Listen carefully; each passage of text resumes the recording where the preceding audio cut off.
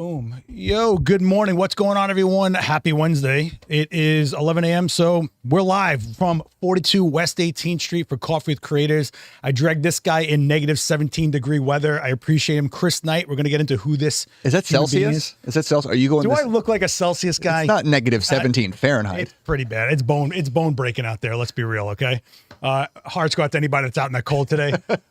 Listen, I just want to give a huge thanks to Profoto for sponsoring this. You guys know Profoto. I think every demo I'm doing in here lately has been Profoto. They are a next level on when it comes to lighting. They're industry standard for commercial and fashion, pretty much. I know you are a Profoto guy as well. You can go check out the links down below for the full line. The B10X is B10X Plus is A2s for smaller lights, the A10 speed light, the Pro Connect remote, the app, all this stuff. Check out the links down below. And I want to give a huge thanks to Gotham Roasters. Cheers, man. Cheers. What'd you get? A latte or a flat white or something. I don't know. It's a good day for a flat white. I'll say that. It is indeed. It's a good day for anything warm. Mm-hmm. I haven't gone hot coffee in a while, so here I am with. It is that cold, and my voice is kind of breaking apart. But thanks to Gotham, if you're in New York and if you're coming to an event like tonight is the photo critique at 5 p.m. Go to 19th Street, go get coffee, tell them Adorama sent you, then come and hang out here. Okay, guys? Thank you, Gotham, which is owned by a photographer and filmmaker, by the way. And someone with the photos on the inside, yeah. It has some photos, yeah. I think every coffee spot. Come on, are you a pro or what? All right. Who is this guy? This is my first time. Well, it's not your first time because you actually did a live demo in here, which was awesome. It was shooting in small spaces, and it was a really, really great demo. You can check that out on the Adorama Events channel.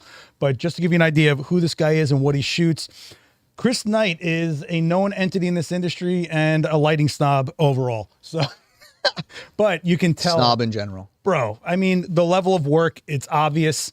High-end, a lot of celebrity portraiture campaigns for things. You just did not recently, but you did a campaign for the Tyson Fury fight. Did, yep. I mean, everything you do is elevated and thought out. And I mean, you're really making a point with everything you do. Nothing's really not a decision in what you're doing. Of course, here comes the air coming on. But I mean, when you look at these shots, there's so much to dig into. And then you look at them a second time, there's something else to dig into. And then when you get to know the guy who shot it, you kind of go, where was he thinking with this? And what was he referencing with that? And then when you really dig into it, it's like, oh, that's, you're an Avedon fanboy. So there's a reference to Avedon. There's all that. So, go take a look at look at this, the Van Gogh coming to life. And you do the workshops too. So the workshops, yeah. You're not just holding it to the chest. You're sharing it with everybody, and everything is, it's not just thought out. There's an elegance to it, and there's a sophistication to it. Aren't you, sweetie? Well, you and me, I think we're like such opposite ends. I'm a grimy dude, and you kind of clean things up a bit. And I try to, look, I'm all about, I like to think of my style as more like an elevated grime. Like it's grimy, but there are decisions made. There's purpose to it. You are like, very dialed, very, very dialed. Yeah, I think that kind of comes from that underlying, I don't know, like I have like a weird obsessive compulsive kind of perfectionism in certain things. I think it's been one of those challenges to try to defeat myself on. Right, because I think what's great about photography is it does give you the ability to be so technically precise. If that's, and it can speak to that kind of part of yourself, and it did for me in the beginning. Right, I have like kind of that left right brain, half and half thing. I'm like lobes. No. I'm not dedicated in one place. Like I like technical stuff, but I also like creative stuff. And I think in the beginning I got so enveloped in the like personal drive to try to make everything as technically good as I could, and now I tend to give myself a little bit more slack. Like I don't think it's always. I think sometimes it's a creative limitation to speak or act in absolutes creatively, right? So I think sometimes you're like, oh, I know this is a rule, but I'm okay with letting myself have it. Oh, I like this shot, but it's a little out of focus, so I'm gonna let myself have it. like stuff like that. But I think that's a lot of people's, and I hate saying like photography journey, but a lot of people strive for getting it to the maximum of clean and proper or whatever. And then you dial it like, I got there. Now, where do I go from here? Yeah. You know, you got the absolute. Now let's get a little filthy, more character and more something to nourish. Right. You know, there was, thank you. The DP of the Batman, I think it was Greg Fraser, who was the DP on the Batman. The newest one, the Robert Pattinson one. Yeah. Like they actually went out and they went to, I don't remember who did the lenses for it, but they were working with like certain anamorphics, and they went to the shop and they go, give us your rejects. We want the ones that have something wrong with them. I want to use that as a baseline. And then we're gonna refine it. We're gonna tune it. We're gonna tweak it, because I want the lens to have an opinion. And I'm always like such a big proponent of that with anything technical. Is like I like oftentimes to make technical choices that allow me to have kind of an opinion about something.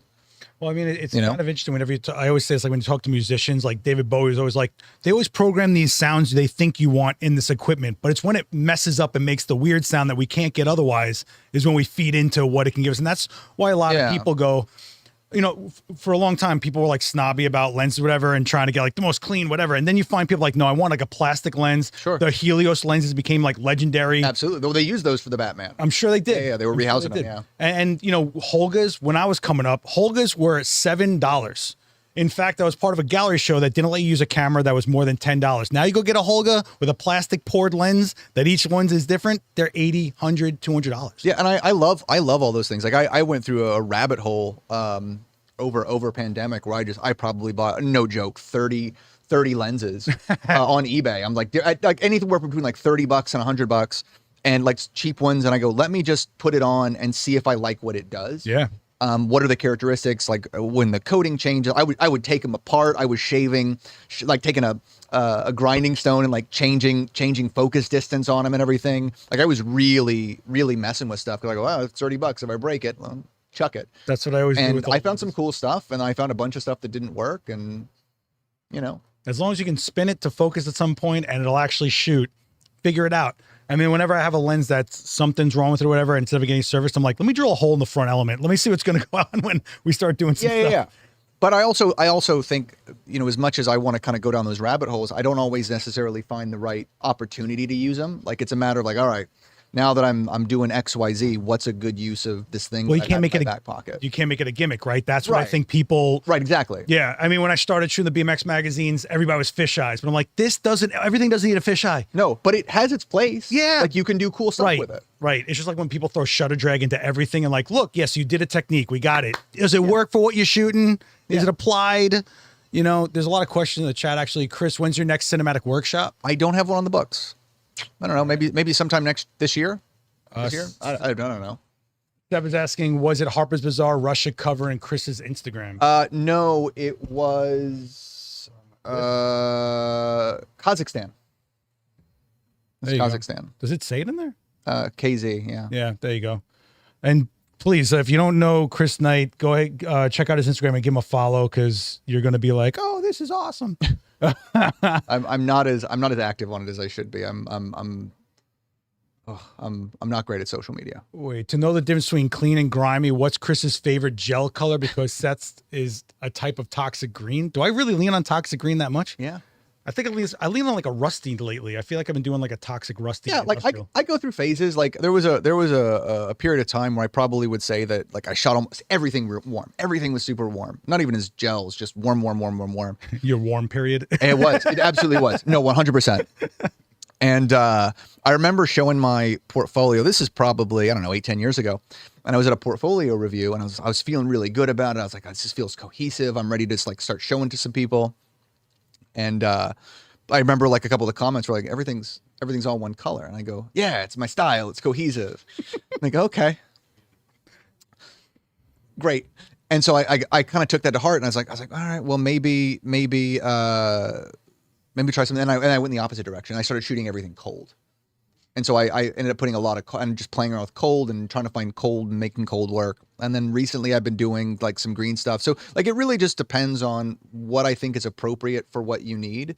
and to not always rely on the things that you're comfortable and used to. Like I'm always trying to like throw a wrench into it, throw a kink into it, and go, okay, let's start from a place where this looks weird. How do I make it work?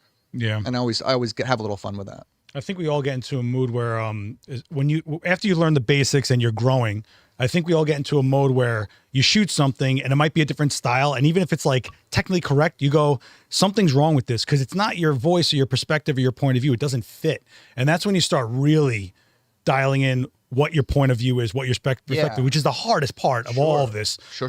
And I think something like gel color, that's definitely like a mood thing because you're setting a tone. You know, color is a real hard, you want to change a shot dramatically, throw a gel in there out of nowhere. And that background that was neutral goes red. You're saying something completely different. Yeah. And I think it's more about the choice of, sorry. I'm moving around this. I think it's more about the choice of like color more than anything else. I think color is such a big part of. It's a massive tool. I mean, yeah, but I mean, it's also when I first started doing photography, like I always loved black and white. I'm a huge proponent of black and white, and I know that like I get into like heated debates with like other people I teach with who hate black and white, and they're like, color, it's color. I mean, I get it. It's like the idea of being modern and real, but like the first images I fell in love with were black and white. And so like, there's always this romanticism to it for me. Like we dream in black and white. Like I love an expertly executed image in color. I think it's like the equivalent of a huge orchestra making music. Wow. Right. But like when it's done well, but then sometimes I really just enjoy somebody sitting alone at a piano.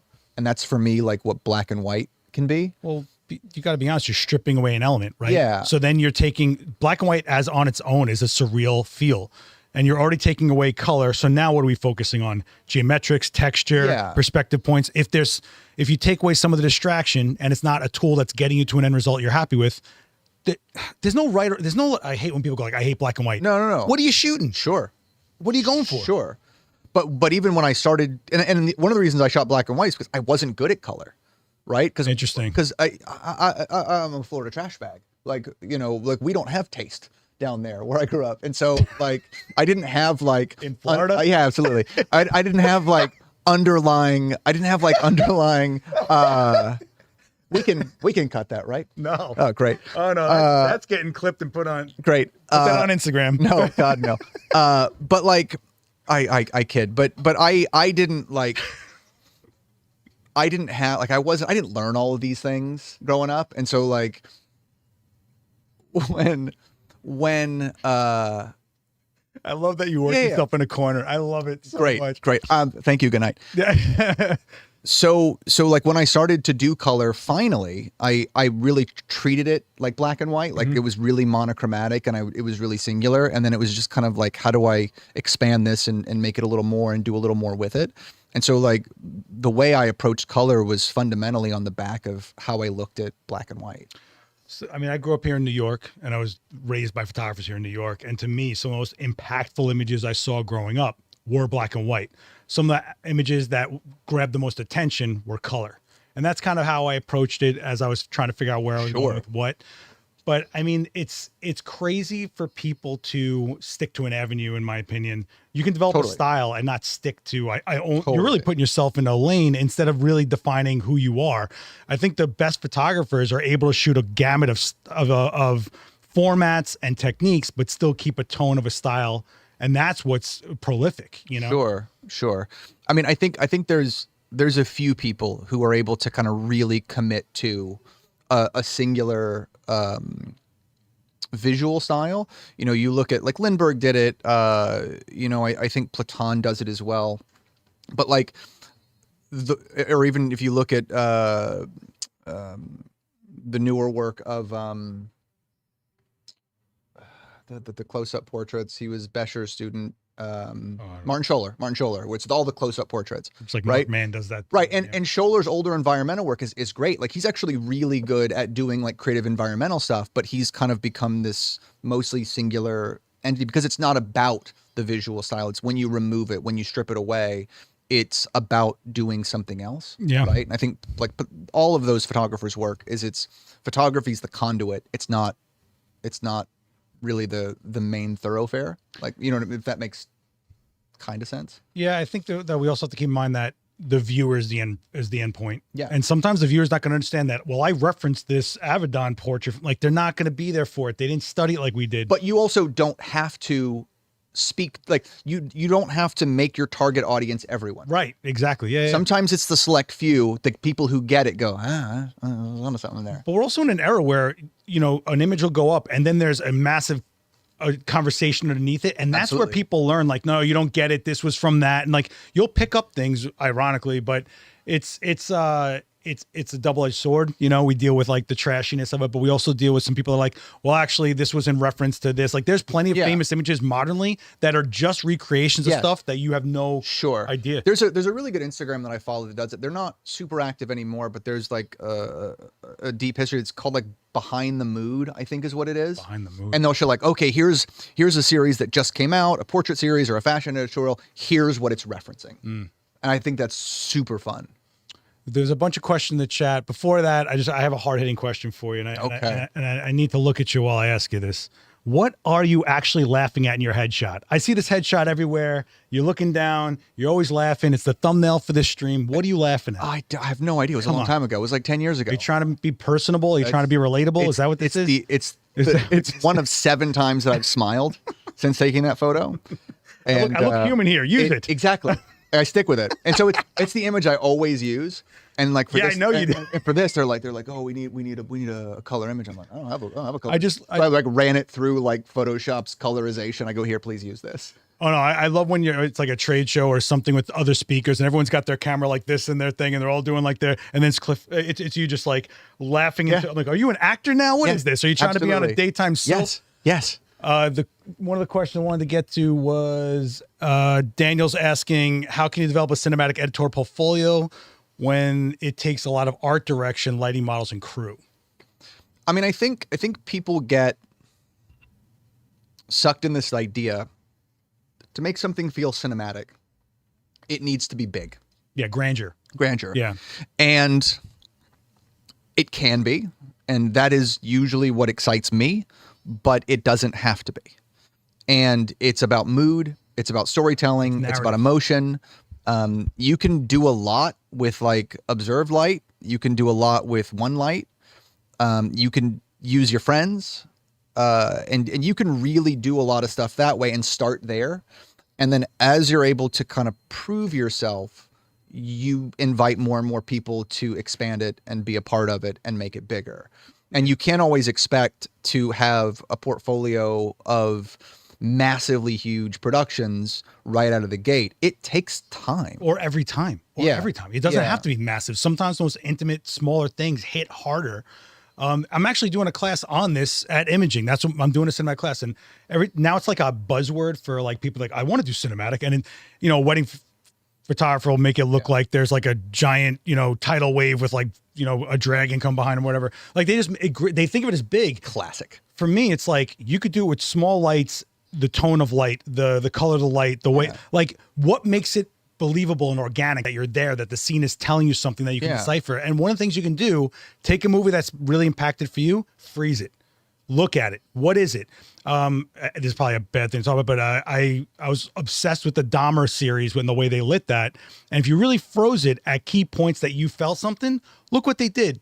His apartment was a crazy color compared to the rest of it, right? The exits and everything were highlighted by a different color because you wanted to remember you wanted to figure out where you could escape. Like these are all things telling you stuff. Even if you don't have an audience that can absorb this on an intellectual level, subconsciously, it's ripping at their brain. Totally. But the more you pay attention to it, the more you're able to take note of what they're doing, the more you appreciate what they're doing.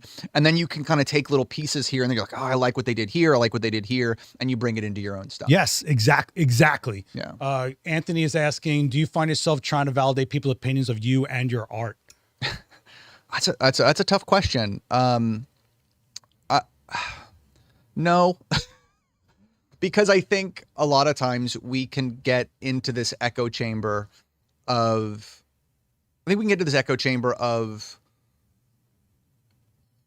only creating work that people expect you to create. Yes. And I think it prevents you from ever trying anything new, especially because you're rarely going to hit on, if you take your work into a new direction, you're rarely going to figure it out or do a great job with it the first time you do it, right? It usually requires you to kind of squeeze the blood from the turnip or the water from the stone or whatever the quote is you like, before you actually figure something interesting out with it. Like, you're like, oh, I got this idea. You're probably not the first person to come up with that idea. So I got to keep working at it until I come up with my own thing on it. And it takes a ton of time. So like to take your work into a very, very new direction isn't instantaneous. You're not going to go out in a weekend and create a whole new portfolio of work. You can put 1 or 2 dents into it, but you really have to spend time with it before you're going to really come up with something different, transformative or unique or whatever. Well, you have to also absorb other people's take on it. Yeah. And think differently about the way you were looking at it. So you can really, really hone it and sharpen it and figure out where we're going with things. You know, it's really easy for people to get nervous about sounding stupid when they talk. So then they don't talk. Yeah. Or they say the things that they think are proper, which is the same thing as taking that perfect butterfly light portrait of that person because that's what we think it's supposed to look good. There's a time and place for any type of lighting, which is why I can't stand people that go like, I love Rembrandt. Like, no, when do you want to apply it? Not every time. But I think you have to realize that it's okay to get to a place where you're speaking proper. Now, what do you really want to say? I forgot where I said it, but I said something like, stop taking the photos you think you're supposed to take and start taking the photos you want to take. And just being able to get to the place where you know what you want to take is so hard and so long. And it's a road, man. And we do work fast in it before. So I do, all the people that complain about it, I'm like, I had to take rolls of film, make notes, get it back, look at it again, go shoot. Like, it took me months to get what you're doing in a one session. Shut up. Yeah. I mean, we are very fortunate. Yeah, man. To live in a time where it's really easy to do comparatively a lot of the technical things, right? And so photography used to have this barrier of, hey, I need this, and this, and I got to figure out this thing, and this thing before I can even get to do anything creative with it. And now, like, it's so much easier to do those things that the focus isn't on that as much anymore for truly interesting work. Yeah. Eduardo in the chat is asking, hey guys, what do you think about portraiture in a studio with 100-watt daylight balance, constant light? Thank you for your answer. Greetings from Italy. Ooh, what part of Italy? I think, is that what you have? Then get going. Yeah. I mean, what are the properties of it? Use whatever you got. Right. And think about it. Like, what are the properties of it? Well, it's not as high power as something else I'd use. So you're going to shoot shallower. Do you want to make it look a little more noisy or grain? Like, start thinking about what you were going to get from what result. Yeah, I love old photo gear. I have way too much stuff of old lights. I've got old, like, clamp light setups and with the photo floods and everything, like from like the 60s and 70s and boxes and stuff. I love all that stuff. I think, I have this love for, an old style of imagery, like the Abaddon we talked about earlier, the Abaddons, the pens and stuff. And, sometimes the shortest way to create work that looks like that is use similar tools. And it's easier to use those tools now. Yeah, no, it's true. I mean, anyone that is in any art form that's trying to get back to like the greats or something that they were inspired by, go back to those tools. I've been tattooed with machines that were like from forever ago, Sailor Jerry era, because those guys were like, no, I want that fat bold line and this style look. Yeah. I'm like, all right, let's go. It's noisy as hell. And it felt great, but it's what it is. But now you look at modern machines and it's a different animal and different, so I think that's why everyone in an era where everything's so clean and perfect and the images are just meant to get to this level of like impossible, are looking for the stuff that does the weird and does the I mean, look at all the kids right now buying point and shoot from the 90s to early 2000s. But that's why all of that aesthetic is having a moment. Like, it's honest. It's not even moment. It's been around for a good 10, 15 years. I mean, look at what Harley Weir was doing and stuff 15 years ago. And how that kind of, or Jürgen Teller, and how that became like this kind of influential cultural flashpoint. And it's kind of really trickled down across everything because there was a bit of that rejection of the perfection, especially in kind of that elevated portraiture. And so they want to create something that feels authentic, feels real. Even Leibowitz was doing kind of that really elevated, polished version of something that felt photojournalistic. Like that's kind of what is the underlying motivator of a lot of her portraiture work. Like as a photojournalist, but we're going to polish it up a little bit so it kind of merges both of those things. And I think there's always been, it's like the element of control mixed with the thing that feels a little more authentic and real. It's kind of, it's an interesting mix of ideas. How many years in this city did you see Dolce & Gabbana ads where it's a flash camera, but they're like getting out of a car or they're like in a hotel because they wanted you to feel like it was right there, that you could be part of that it was attainable, not super high polished. You know, I think when you looked at a lot of the magazines, a lot of them went away because of the way they were talking to their audience. Forget about the print versus digital discussion. I'm talking about the way their media was presented. It's like there's a divide. It might as well have been between a piece of glass. Like it wasn't, you didn't feel like you could touch it to be part of it. But it ebbs and flows, like with anything. I mean, the moment we're in right now will change. It'll move to something else. I mean, we're already kind of seeing things change. You know, about every 10, 15 years, things tend to make a little bit of a drastic pivot, but we're also in this, it's not like if you look at music, 20, 25 years ago, pop music had a very mostly singular sound, right? And you look at the generations of music, this represented the 70s, this represented the 80s, by and large. Yeah, there were outliers, but there were things that were kind of driving the culture. Nowadays, because everything comes from everywhere, there's no, I think, real singular voice in music, for example, right? Because everybody has access to everything easily. It's not like you have to go, you go hang out with your friends and I got this Sublime CD. Why don't you listen to this? And then you learn about it because you're not listening to it on the radio. And you know what I mean? Like you get these underground things where it's like, oh, I like this TV show from England that no one's heard of. I've got it on tape. Let's watch it. Or I've got it on DVD, but it's not airing over here. Now everybody has access to everything. So it's this real cultural homogenization. And so everything is always readily available, which means you can pull from a lot of different things.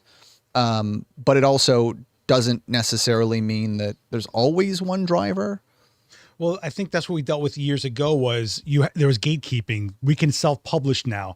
And instead of having these monster superstars, the audience gets divvied up. And now, you can still make a living and put out your work at 100,000 people paying attention to you as opposed to 100 million. And, years ago, it was, well, this is who I'll use your example. This is who the music distribution is putting out there and putting in front of your face. And that still happens, but you still have those Spotify kids that come out of nowhere and that person that they follow on Instagram or TikTok or whatever. And you can, you just have to be okay with maybe that's your audience and that's the size of it. But, I grew up punk, right? And there's bands that I'll never hear from again. I still have tapes of them. But in this era, maybe I could have shared it with somebody more and it could have gotten a little more traction. There was a really good, I don't think it was a TED Talk. I want to think it was like South by Southwest talk. It was the guy who is the CEO of Patreon.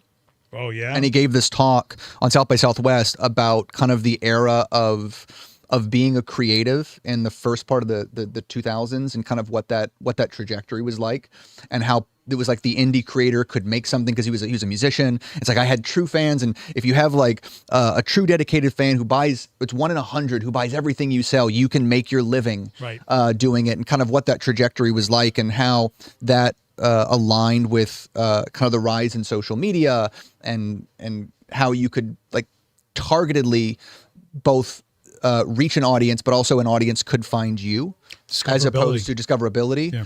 And it was very even. Like as long as you're producing, people will see it. Obviously, things have changed, and that complicates things. There's also something. But it's like the different eras of the internet. It was really, really fascinating. I recommend it to anybody. That does sound cool, and I also think that you have a chance to find someone that didn't go through a filter of a team of people trying to manufacture what they're putting out there as a product. Right. And you can be more genuine, be that person. I think we're in an era of transparency where, I mean, when I was coming up, you didn't show BTS images of how you shot the image. Now it's as important as the image. Like it's crazy. It's mind blowing to me. Yeah. I mean, it's, I think also it's the idea of the gatekeeping. Like I think Art Streiber's a really great example of like shoots lots of big jobs and then always shows BTS. Hey, here's how I did it. Because honestly, that's not the impressive thing about what he does. There's a lot happening like in those productions, making those things work. That is actually like the real true magic and skill of what he's able to do. It's like the technical side, the ability for him to make a picture. That's a given. Yeah, we understand you're very good at your job. That's the expectation. It's all the other stuff that people aren't aware of is what's really, really going on. And so people are like, oh, well, my style of lighting isn't the thing that makes people hire me anymore.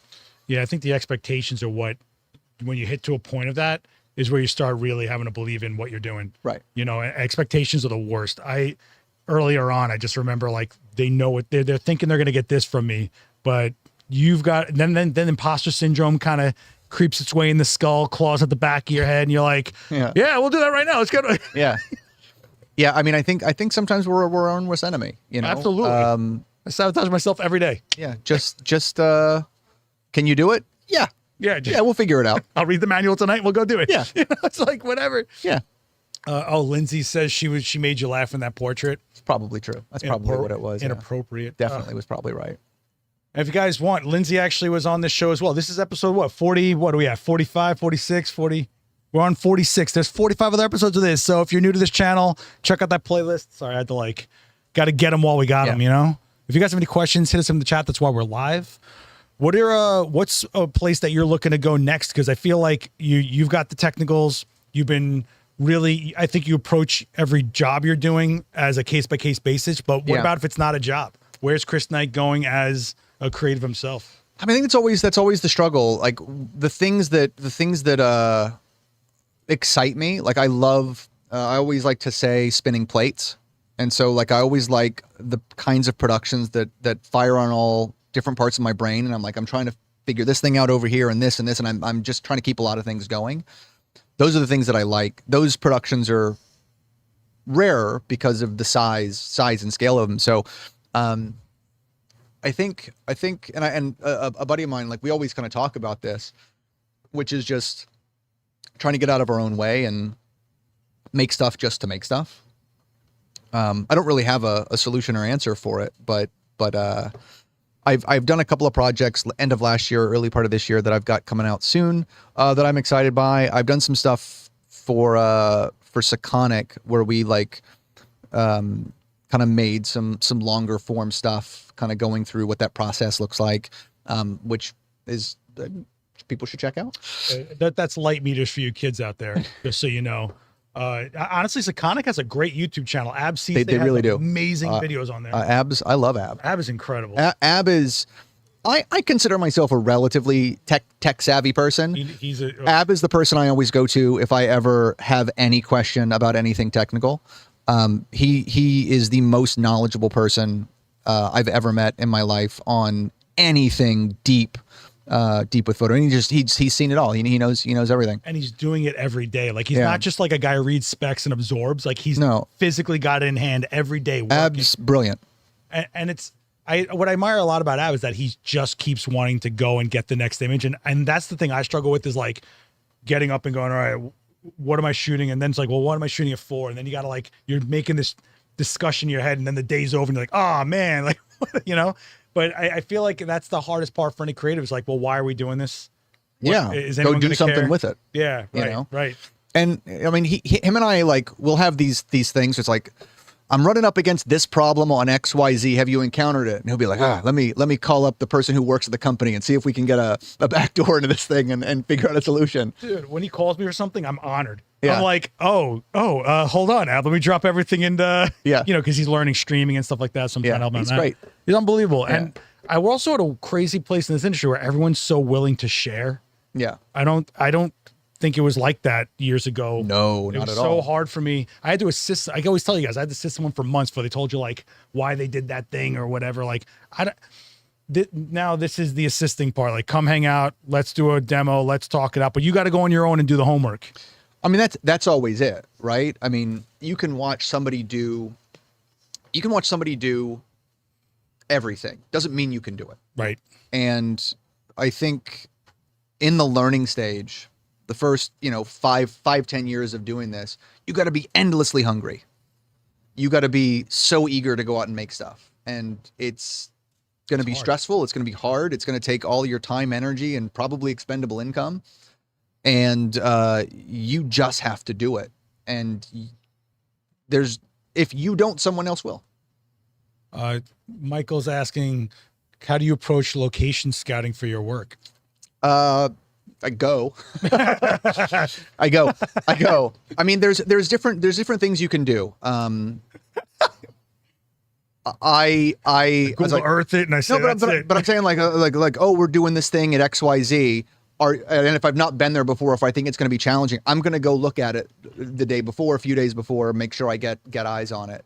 Or I go, if I'm traveling somewhere for something, I'm going to go check it out the day before to try to figure it out. There's different tools you can use. Like I use, what is it, Sunseeker or Lightseeker or whatever. And then you can kind of like see where the sun's going to be at certain times of the day, if that's relevant to you. Being able to work in those sorts of situations. I think you also have to Google Earth. It starts with the concept. It starts with, what am I shooting? Is that going to be a daytime, nighttime? Is it indoors or outdoor? Does it matter what type of feel the room has? The concept is everything. Yeah. Like what are you trying to do with the image? What's the goal of the shot? Right? Purpose of the shot. Then everything technical is either in support of or at least not fighting it. And so like I'm always like a really big believer of the technical not leading the image. Like, why did you shoot this? Oh, I like the lighting. Not a good reason, right? Like, what am I trying to do with the image? Yeah, it could be about shape. It could be about tone or whatever. But like, everything you do technically should be helping communicate the idea of the image. But see, I think that's where people get stuck, is they chase the technique and forget about what they're shooting. And that's when you get like, but you have to like, I mean, you don't have to, but like, it's kind of like, learning how to write. You're like, you got to go through the steps of emulate and all that, emulating and learning and understanding the tools until the tools are not in your way. Right. Fair. It's like Photoshop. When you first learn Photoshop, your images probably look worse having gone through Photoshop. Right. And it's not until probably a long time where you go, oh, this isn't a hurdle I have to get over. This is a tool that can make my images better. Yeah, that's with everything. Everything is a tool, from like not just the gear, but the way you're using, like everything, right? Right. Even selecting what camera brand has like the color theory that kind of matches the way you're trying to go about things, or whatever the case is. Everything's a tool. I think it's just easy for people to go, I'm aiming for this. And after a while, they don't even realize the person they're shooting or the subject they're shooting. They're like, look, I did it. And it's like, okay, now what? Let's go. Now the work starts. Yeah. And I think that's where people stop. They don't go. And it's really interesting when you say that to them. But no, look, there's no shadows. Cool. Now what? Now what? Exactly. What's going on here? What's the point? And then I think the next step is, once you get past that point and you are doing something that's your own, then it's the hardest hill to climb, which is, okay, now the real work starts. You've proven that you got into a level. Now run at that level. Right. And that is massively hard, I feel, to just maintain. Right. I mean, like with anything, I always say, like, being a competent photographer technically is kind of the expectation, right? Exactly, yeah. So it's like technical ability is here. You can be a really creative person, but have lacking technical ability, and you're going to have more interesting images. My favorite photographers are the ones who are the combination of both.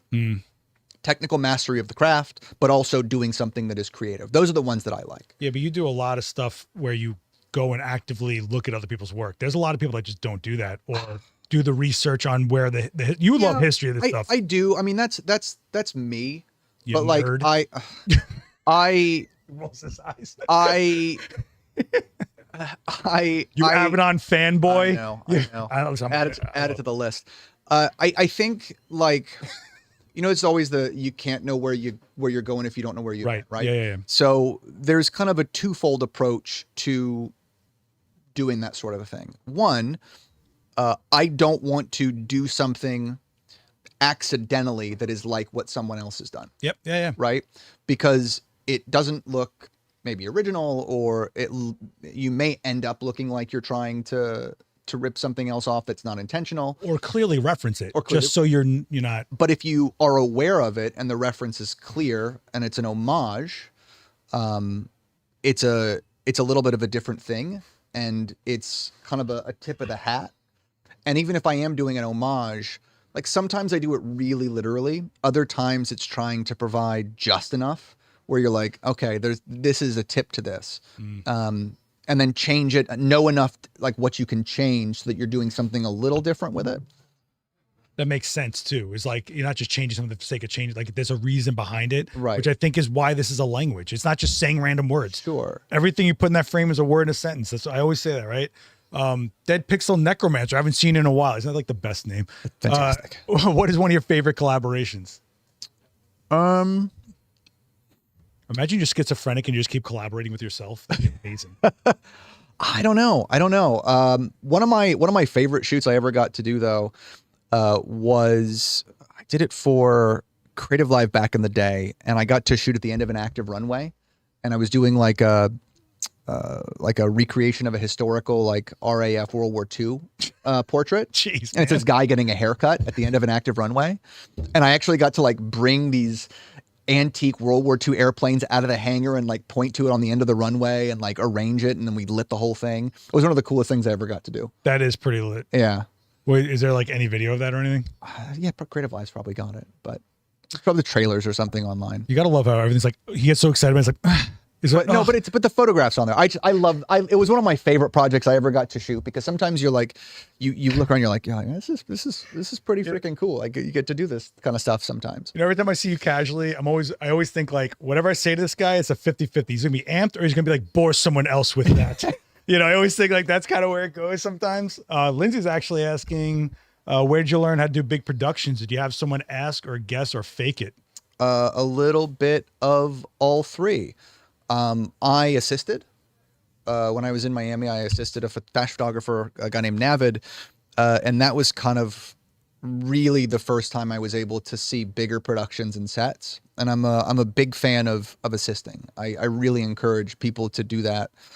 I'm a big believer in it. Not just like I want to go help somebody for a weekend, but I mean really stay with somebody for a good amount of time. I think there's a tremendous value in it. It's not easy, and you know, you think you're going to go in and just like learn how somebody lit, but that's not really what the goal is. No. I would actually like pick certain things like, okay, today I'm going to try to really think about posing, and I'm going to stand behind him and I'm going to watch how he would direct and pose to see if I'm looking for things he's looking for. Or today it's going to be lighting, or today it's going to be production design, or today it's going to be business, whatever. And you learn so many kind of little odds and ends in the long form, because you don't really learn much in a weekend or two. And you got to be keen for it. You know, I think people, you're exactly right. It's like people assist and they just kind of like are focusing on the wrong things. You'll learn that somewhere else. You can find that information here. That like watch the demeanor. I mean, some of the stuff that you just can't learn is where you experience it, and you'd be surprised how much you just pick up subconsciously and don't even realize you learned it. But it changed the way you approach things, the way you think. Sure. I'm the same way, and I'll assist forever. Like I don't care where or how long I've been doing. It's like, yeah, I think like having been on stills and motion sets, right? You learn a couple of things, and this is not to knock photo assistants in general, because I have worked with some truly amazing photo assistants. But generally, a lot of the people who I meet to want to assist, you know, the photographers, they want to be photographers. And so they, it's kind of their opportunity to get on somebody else's set, which is fine and valuable. But they're not in it to assist. And if you've ever been on a motion set and you meet like a grip, right? One grip, which is kind of like an all-purpose, hands-on, move stuff around character on a film set. They are worth 3 photo assistants. Because they understand anticipation, working as a team, kind of different mechanical logistics of it. And as a photo assistant, you're trying to think as a photographer when you first do it. And that's not what makes a good photo assistant. You have to learn to put ego aside, depending upon your job. And you got to, okay, what can I do that makes this production better? Right? Not, I'm going to wait around and wait to be told something to do, but like, what can I do to anticipate? And you're not going to do that day one either, because you don't want to overstep. It's a weird balance. But you eventually go, all right, I understand this makes the production move faster. This is something I can go ahead and move on to take care of. This is something that I have ready. Here's my gaff tape that I brought or whatever. Yes, I've got my multi-tool with me. Yes, I've got XYZ. Let me get this for you. Let me fix this. And then eventually you can become a sounding board to the creative, but that's not an early thing at all. And that takes a long time to get there because you have to it's not about how you think. It's about knowing how they think. And if you can get into that headspace, it will let you do a lot more because you can think like somebody else. Yeah. And people don't really realize how much chemistry there has to be a long lasting assistant. It's not just like, hey, I assist this person. I'm always like, how long? Was it one job? You know, I always ask how long because it'll tell you a lot. Yeah. And you have to kind of observe and really look at the stuff that they're not bothering to get consumed with that you can pick up the slack on. What can you contribute? Where can you be? Absolutely. What can I tape down that won't call, what stand can I make sure isn't going to kill somebody? Like, get yourself together, or I know they're going to want this next. Can I tidy the setup? Can I move this over here while we're not doing anything? Get that box built because they're probably going to go to that setup next. Stuff like that. Is there a cup on the edge of a table that I can move just in case somebody might accidentally knock it over? It's like little things like that. And you're just like in this hyper vigilant state of always just scanning around going, what can I fix here? Or is there a Starbucks cup I can put in frame so it goes viral and they talk about the production later? Exactly. That whole Game of Thrones thing. Exactly. I totally think that was on purpose. On purpose. Oh, absolutely. There's so much weird stuff. I find in video games, I'm like, that was on purpose. They're never going to fix that. It's always weird. It's always when you see stuff like that, you're like, I sometimes think they do something that might be bad or worth talking about. Not because it's good, but because it kind of elicits the conversation. I think that happens all the time. It's so transparent. I'm starting to realize, they hung on this for like a little bit longer to make it a meme, so people put text over it. Even stills, I'm like, oh, they totally shot this so someone puts in a quote over this dude's face. Like, this is crazy. But that's also the era we're living in, which means it's also the conduit of the conversation, which is the medium, which is the viewer, which is the audience. I mean, it's smart. The medium is the message. Yeah. Teresa's asking, hey, Teresa. Teresa's asking, do you create mood boards for most jobs? How do you create them? Sketches, magazines, do collages? What do you do? Well, Teresa. I almost always create mood boards, yes. I almost always create mood boards. Sometimes it is very particular. Like sometimes the concept is really strict and I map out lots of different things. Other times it's very vague. Sometimes it's like, here's look 1, look 2, look 3. Other times it's, hey, we're doing this shot. This is where I need people to stand. Blocking. I do blocking for it. Yeah. Sometimes it is that specific. There's a lot of different iterations that I might plan something out. In the past, I would do everything from like really bad sketches to Photoshop mock-ups. To kind of illustrate that. Nowadays, I mean, I'll be totally honest. I use Midjourney for a ton of stuff for both mood boarding and concept building.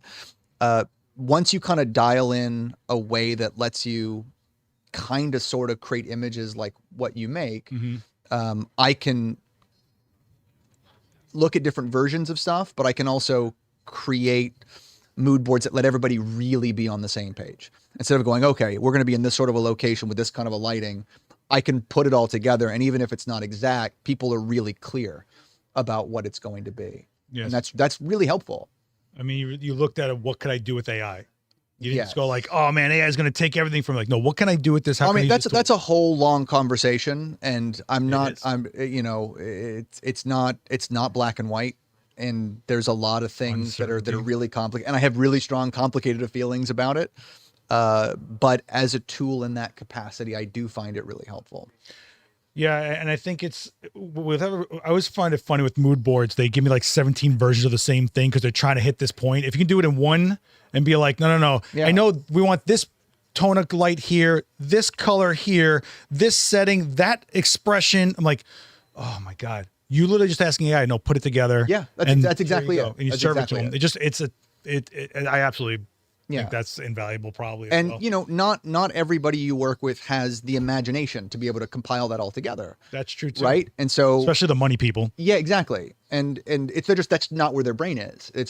And so being able to present them with something that is really close to the final deliverable is really helpful. Like the Fury Usyk boxing stuff that I did a while back, when I created the deck, the treatment for it, there were images that I made for it that were really close to what I ended up shooting for it. Right. The pirate stuff, right? The pirate stuff was, and then there was like a gladiator one where they're kind of like yelling at each other. It was really close. But I also didn't feel like I was ripping anything off, because it was kind of a one-off that I created for me. It wasn't exact, but it was right in line with what we made for it. But did you have any fear of them going, well, why don't we just scrap that and try to refine the AI to get it to a place where we could use it? Because they didn't have the people. Explain that one. Because it was two boxers. Like, they've got to be in the images. You can't AI them. Could you though? I mean, if there's enough images out there for it to scrape from, eventually, probably. See, that's where I get a little nervous of being like, hey, AI this, and it's so close. And it's like, I could see some money guy going, well, why don't I just try to get this a little closer? And that's good enough, because after this is over, we're not going to look at this anymore. It's tough, right? I mean, the good enough thing is always going to be part of it. Yep. And I think no matter what industry, there's always been a race to good enough. You know, I think there's retouching programs out there. Are they as good as a retoucher? No. Are they good enough for a normal, like, smaller production? Yeah. Yeah. So, you know, like, everything's going to get better. Yeah. And it just kind of forces you to refocus, because, listen, it sucks, but it's not going away. It's just tough when we have where we're ingesting media, we're literally flying by it in seconds, and it just doesn't exist anymore. So that's where the good enough, I think, comes from now. Sure. You know, what's the idea of content? Right. Yeah, it's content. Right. Exactly. And it's also them going like, how much value am I getting for what we're investing into it? And then that point, right? That is the creative worth, and you luck out working with the people that do value the genuine, the real. Yeah. And there's still, fortunately, I think, a lot of people in those positions still that value the creative, and they want to create something that has impact, that has value, that is executed at a high level. And those people are wonderful.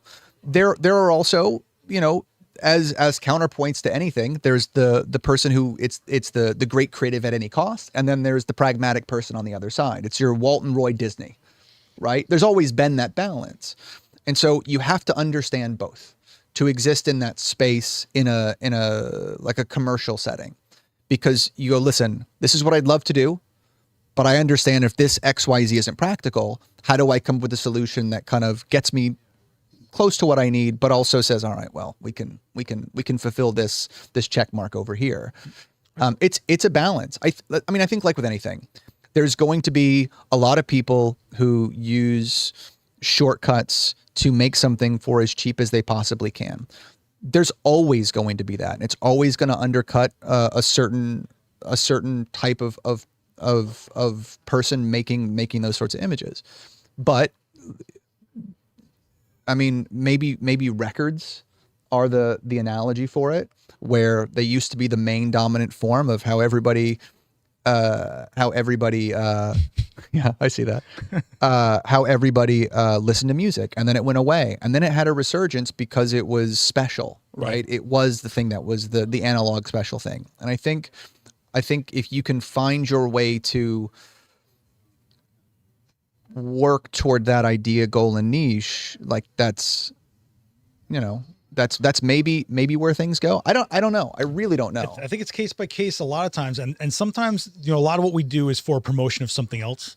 And sometimes they're looking for a hard impact because they really believe in what they're going to put out there. Yeah. And then sometimes they're like, okay, it didn't come out the way we wanted to. It's coming out anyway. Just get this promotion done. Let's go. And then sometimes it may not be a high paying job, or I'll be doing something for like a B movie or like a grindhouse kind of thing. And they go, do whatever. And you're like, this is awesome. It's not feeding me as much as I'd want it to, but I get to really just, they trust you. It's a lot of fun when you get that kind of trust, and there's still not that much pressure of being a massive job also. Yeah. I find those great. Well, I also I always try to tell like kind of like my students and stuff. I go, when you approach something, like when you shoot something, there should be value in it. value can mean many different things. Value can sometimes be money, but it doesn't necessarily have to be. You know, it's am I shooting something that is really creative and fun? Am I shooting me something that pays? Or is there some kind of other businessy thing that is important to this scenario, right? And it's great if I can have a couple of those things, but I rarely get all three. No, yeah, forget it. You know what I mean? No, I'm always going like, well, where's the trade-off on this one? Because there are sometimes jobs where I'm like, this doesn't really pay that much, but it's creative and it's going to be a good promotional tool for me. Yeah.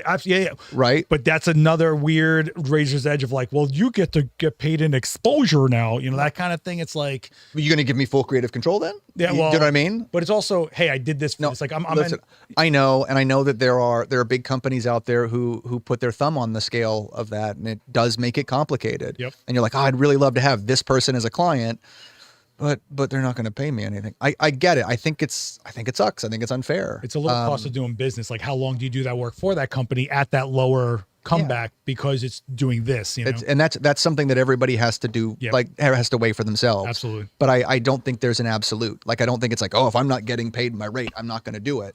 Any creative industry is no absolute. There's anything that's got creative in it. Yeah. It's really interesting where we have enough autonomy to make our career what we want to make it, but every decision you make, it's on you and what you're getting out of it. And not everybody gonna like it. No, like that's the other part of it. People are like, oh, this is my singular creative voice. Cool, but if people don't like it and don't want to pay you, like, well, that's why. So we're doing the critique tonight, 5:00, and we always get someone goes like, well, I want to do this. I'm like, that's cool. And we're not saying what's right or wrong. Totally. But if you want an audience of more than the 3 people, there's probably a reason other people aren't connecting with it. And here's what we're pointing out to you. Take it or leave it. And you can always do what you want, but then just know not everybody has to like it. If you put out a book and you don't sell it, that's not, think about it. Like, I mean, I always encourage good critique. I encourage critique by people whose opinions you value. I don't love like anonymous critique. No, I'm saying, but like, oh, you mean like someone that like just on sees Instagram and commenting and stuff. Like, I don't need, that's not for opinions. I had a whole visual of what an anonymous critique was like. No, but I mean, it's for like, if social media is for everybody to go, it's a nice job. I have no idea what comments on social media. I have no idea. You know what I'm saying? No idea. Yeah, I know. But like, if you have someone, when you're in the learning stage or a sounding board, somebody that you can show the work to and get good, genuine feedback on, I think it's incredibly valuable, but it's hard. And it sometimes makes you a little like, ugh. Well, that's why portfolio reviews are really valuable in this industry. You go see producers and directors and art directors. And I've done them quite a bit in my life. And I'll be honest, like, I've had some nice things said about me. I don't remember any of them. I've had some real harsh things said. I remember every single one. And I look back on it and I go, they were right. And I chose to make adjustments. And I think my work evolved and I think got better as a result of it. But it's all a matter of what you want to do with the critique, because not everybody has an opinion you have to agree with either. Also, you can still do work that you just don't show to public and you shoot the way you want. Sure. That's your B-side. Sure. That's your deep cuts. Sure. But like, I think it all depends on what you want out of it. Exactly. Is it a work thing? Do you just want to be better? Is it, do you just want to, it's all a matter of what the goal is. I think it's like, what are you creating these images for if not to hear what comes back when you present it? Like, what's it for, Solomon's asked, those conversations, what lens and camera? So this is a Nikon Z6 III with the 50 millimeter 1.8, and thanks Nikon for supporting the event space. Look, I built this place on favors, man. I said, I'm rebuilding this place and everybody came together. Profoto is one of them and they're a sponsor of this. And you did a demo in here. I did with Fuji. With Fujifilm. The GFX, which was... Shout out to Fujifilm. Yeah, no. And we just put out the Instax Evo wide video. You can go check that out. I'm totally picking up that camera. It's super fun. I love their little Instax series. They're really fun. Did you see this new one? It's super fun. It's the hybrid, right? It's a hybrid, but it's the color scheme of the GFX. It feels all nice and it's just super fun. I had a lot of fun in like the time I got Can you make one fall off the truck for me? I mean, we can talk. I got an X106 in my bag over there, and every time I pull it out, I get nervous that someone's going to be like, some guy wouldn't leave me alone over at Union Square. So now I'm like, can I take this out anymore? Like, can I even hang out with this camera anymore? I do. That's what I use. I also wanted to really quickly point out, he was talking about grips before. If you want, Martine Torner was a guest on here, and he was the grip for Matthews. And Matthews is... Oh, God. Come in and learn proper studio etiquette and handling. By all means, please come do that, especially if you want to assist. Absolutely. And learn how the right way to set things up and take them down. Like, there is a right way. And a smarter way and a safer way. Exactly. Well, safety is the big thing. No, it's the safety is the biggest thing. And then both personal safety and money safety. I think that conversation is finally becoming standard. Like whenever we pull out a C-stand, everyone's like, put the sandbag on the tall leg. I'm like, I'm glad you guys know that. We get it. Breathe for a second. We'll get there. We know we're the ones that made those videos, remember? But I'm glad that that's more of a common, and part of that's a little ego. Like, I know how to use a C-stand properly. Do you? It's like, okay, got it. Like, breathe. I just calm down a little bit. Anthony's asking, do you think there's value in a physical portfolio now? That's a good question. I still love a physical portfolio. Yeah, me too. I don't think they're common, truthfully, but I'm of the smell your own fart persuasion, where I think photography is still primarily a print medium, and I love the value. I love a print.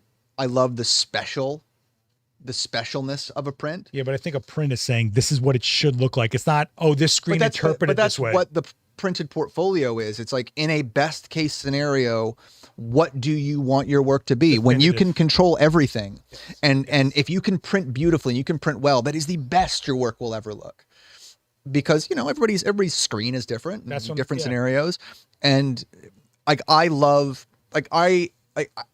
my print portfolio isn't that updated. In truth, like I haven't updated it in a while, but I did print it myself, and I like to make it an occasion. Like, I picked the paper for it. I got it scored and drilled. It's not like it's because it's loose. I have a specific paper I like. I printed it out, and then like I put like a pair of gloves in the box. Like I make it like it's an occasion. There's this book that I got a long time ago that was a gift by my friend Dave Geffen. And love Dave. And he had gotten this book is a Melvin Sokolsky book. Melvin is like a fashion photographer in the 60s. He's the guy who did like the floating glass bubbles on like the Seine and stuff. That was a series that he made. You'd know the words, like for Harper's and stuff back in the 60s. He did it recently up in like the early 2000s with like Jennifer Aniston as like a researcher. But he would get like these giant glass bubbles and like rest them on top of the water. Or he'd bring them over a cafe and like blow fire at it. It's an awesome series. And this book is a big book. It comes in a box, and you open the box and there's gloves. And I go, oh, this is awesome. It's an experience. It's an experience. And I go, if I'm going to bring the book out, whether or not they use it, I don't care. It's like, I want to make it the experience, make it a thing that is tactile and special. It's true. Look, my first portfolio, and this sounds crazy, but it was all color photocopy. Like that's how I presented myself. Cause I was like, no, I'm a punk. This is what we did with zines. And even just making them in color was a little bit too much. Like I was like, I don't, that's the expensive, but I wanted people to feel like the stuff was disposable. Like that's kind of the vibe I was going for, Yeah, but that's the goal. Right. All my black and white was always matte prints. I just always believed in this, like, don't cherish it because you'll never go to the next. That was always my mindset when I was like a lot younger. But I think I could never get to a place where I'm like, no. Put the pipe down, get the gloves on. I couldn't do it. I couldn't get that where, I don't know. Like I always like the thing of, I always like the idea of like textures and physicality of just in general. And so like, it's like I got like my little thank you notes that look like it. And like I made like the peel and stick, like wax seals with like my monogram in it. Right. Like I don't do this all the time, but like certain people, I'm like, here's the thank you with the wax seal on it. And it feels like a thing because it's almost like, we would send out senders and stuff. Like you want that memorable thing that sets you apart. You leave an impression. Yeah. And you're like, okay, this is cool. This is something different. Business card choices, like making a business card that just you want to spend time kind of holding and running your fingers over. Like I love the idea of how can I get somebody to spend more time with it, incorporate more senses, because that's what makes it leave more of an imprint. One guy I came across over the time, he had a solid, like a metal business card that had weight to it. And I always remember that. And like that card probably cost him $5 a card. Sure. If he gave it to you. But you don't give it to everybody. Right. That's the thing. So it's like you treat it a little differently than that guy that gave you that, what was that, American Psycho, where it's like, actually, I got the eggshell with the whatever font. Exactly. Like, I love that scene so much. Exactly. But your impression, if you want to build a relationship, it starts at the first impression like any other relationship, right? Yeah.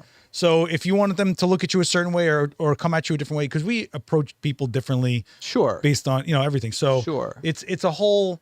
And Dan Norton did a whole thing on this too, where he like did handmade paper when he put out feelers for back then. Because people remember that stuff. Yes, absolutely. So a long time ago, there was a magazine here in New York, no longer here, but I printed my images into paper thin plywood. Cool. And I made it into an envelope and I put all my stuff in there and I gave it to him. That woman came up to me like 10, 15 years later. She's not in the industry anymore, but she's like, I remember that. Yeah. I still have that. It's on my wall. I'm like, 100%. Glad I didn't get thrown out. Too bad I didn't get the job. But that's always the thing is like, how do I do something that makes me stick around in some capacity? And it shows your commitment to it. It sets a tone for how much it means to you. Yes. So they start the conversation. We get judged on the details. Yeah. Like a lot of times. It's like, all right, how detail oriented is this person? It's a demeanor. Yes. It's a total demeanor. So if you're trying to start an elevated conversation with someone, I'm not going to go, hey, yo. I'm going to be like, hey, my name's Seth Miranda. I do this, blah, blah. I feel like that's a lost art. It's always like, when we go through like promotional materials, I'm like, all right, does my website match my business card, which matches my leave behinds? Does that all line up? Is it the same? Cohesive. Is it cohesive? Yeah. Like how detail oriented are you? You're a brand. Right. Exactly. I set my expectations low on my brand. So they always go like, oh, this came out a lot better than I thought. Always. That's my goal. That's what I want to hear at the end of it. Oh my gosh. We're at time though. But guys, if you want, you could check out Chris's work over here. Give him a follow. He's got some really, really great work, but he also has some really, really great workshops. And clearly he does love this, genuinely love this. Like, it's not just a thing. Like, this is what this guy does. I feel like every time I run someplace, I'm like, I'm only going to be here for like 3 seconds. I see Chris, I know I'm there for an hour because they're like, we get wrapped into something. Well, we were at the gallery show at Printique and I was like, I had 2 bags on me. I'm sweating my brains. I'm like, I got to get out of here. And then it's like, we end up talking about some like rare rehoused lens that you found that they only use for like astro. And I'm like, what are we doing? Next thing I know, Lindsay comes up and she's like, why are you still here? I'm like, well, I don't get you. No, thank you guys for being part of this. And don't forget to subscribe on this. And don't forget the Adorama Events channel where you can find his demo where he shot live for an hour and a half. So we got to get you back in here for that. I'm going to put you to work, kid. Great. Yeah. Thanks for having me today. No, thanks for coming through in this ridiculously cold weather. We appreciate you. That's fine. If you're in New York today, 5 p.m., fill some seats. Even if you didn't submit images, it's a group discussion about shots just like we were doing here, but it's your images. Me and Daniel Norton will be right here for you guys. You should come to one of these, hang out, beat by Zahn, be a human being for a change, That's a tall order. I mean, put down the controller, Look, you're asking a lot there. Oh my God. Are you playing anything right now? No. I'm almost sad that I got through all the Elden Ring stuff. I'm always like, what am I going to do with my life now? Shoot photos? What am I supposed to do? Get a hobby. Yeah. Well, my hobby became everything. Yeah. I mean, I just, and I feel very lucky about it, but it's also like, what do you do outside of this? I'm always like, I'm going to get falafel. Learn to bake. You learn to bake. Yeah. If it doesn't fit in a toaster, I don't eat. So that's kind of where that is. Chris, thanks so much for joining me here. Is there anything else you want to shout out and go check out? No. Look at this guy. I'm good. He's like, I'm good. Either way, guys. All right, be good to each other out there. We'll see you on the next one. By the way, we're going to be at Imaging USA next week, booth 417. If you're going to be at Imaging in Dallas, Texas, come see us. Me and Daniel Norton have platform classes. Abscisse, the great Abscisse, has an amazing pre-con class you check out on how to produce a shoot, just similar to what you were saying. And should go see Ab. Are you doing anything at Imaging? I won't be at Imaging, no. Okay. I'll be WPPI, though. WPI in Vegas in April? March. We'll be there as well. I have a class there as well. On cinematic lighting. Look at that. Hey, look at me. I'm going to come to that. Oh, no. Oh, this is going to be good. He's like, that's wrong. That's not how I would do it. I would never say that. This guy made fun of me for saying you're not going to see purple light in a boiler room. So I'm just waiting. I said that? Yeah, you did. That doesn't sound like me. I said, you're not going to find purple light in a boiler room play or something like that. And you showed me, you wrote it down like you said, I'm going to make a t-shirt out of this. That was it, yeah. Yeah, that was at Lindsay's workshop. I think there was a more uncut version of that sentence. Oh, please. That's probably what it was. Guys, be good to each other out there. Don't forget to check out this QR code for Adorama events. Come hang out. We got plenty of stuff coming to your way when we get back from imaging. I hope to see some of you if you're in New York, 5 o'clock today. Chris Knight, thank you so much, man. Thanks, Seth. Be good, yo. Look at this guy. Boom.